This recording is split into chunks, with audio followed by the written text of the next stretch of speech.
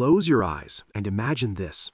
A thin teenage boy standing alone in a narrow Hong Kong street, breathing fast, fists tight, pride louder than fear.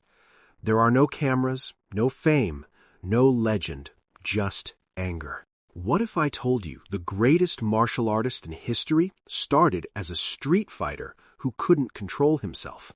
This is not the story of success. This is the story of control. This is where Bruce Lee truly began. The streets that shaped him. Crowded Hong Kong streets in the 1950s. Young Bruce walking fast, eyes alert, shoulders tense. He wasn't calm. He wasn't patient.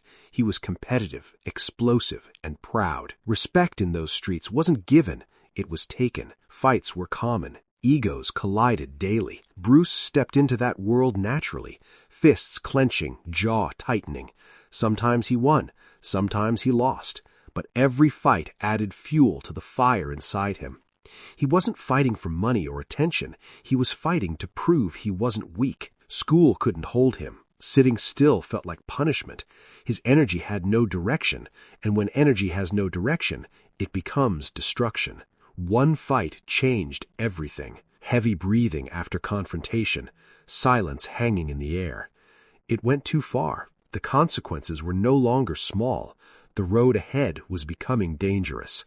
That was the moment reality hit. Raw aggression without control leads nowhere.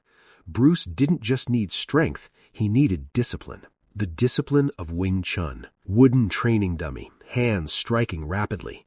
Bruce entered a Wing Chun training hall under Master Ip Man. This was different from the streets. There was no chaos, no wild swinging punches, only structure, precision, control. Wing Chun forced him to slow down.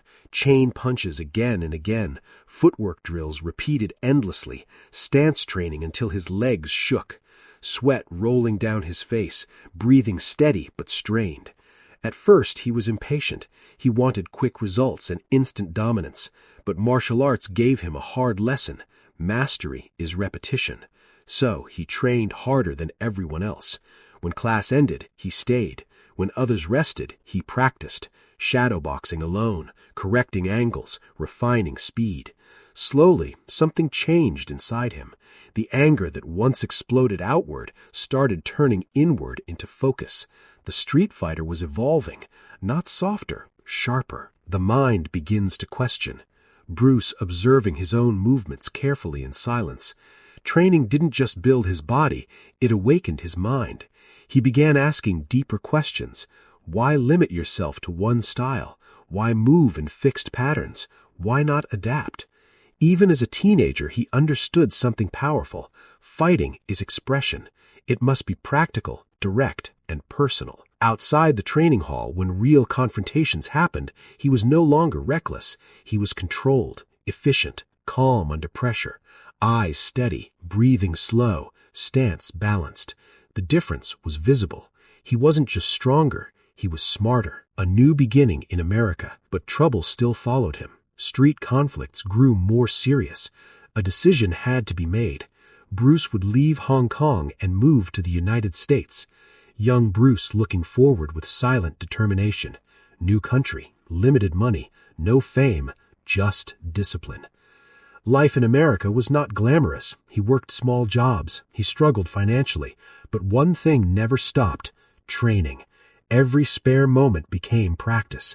Demonstrations in parks, conversations turning into martial arts displays. People noticed his speed, a rapid punch stopping an inch before impact.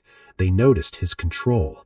The angry teenager from the streets was now a disciplined martial artist, building himself step by step. Bruce Lee did not start as a legend. He started as a boy with fire. The streets gave him toughness. Wing Chun gave him structure.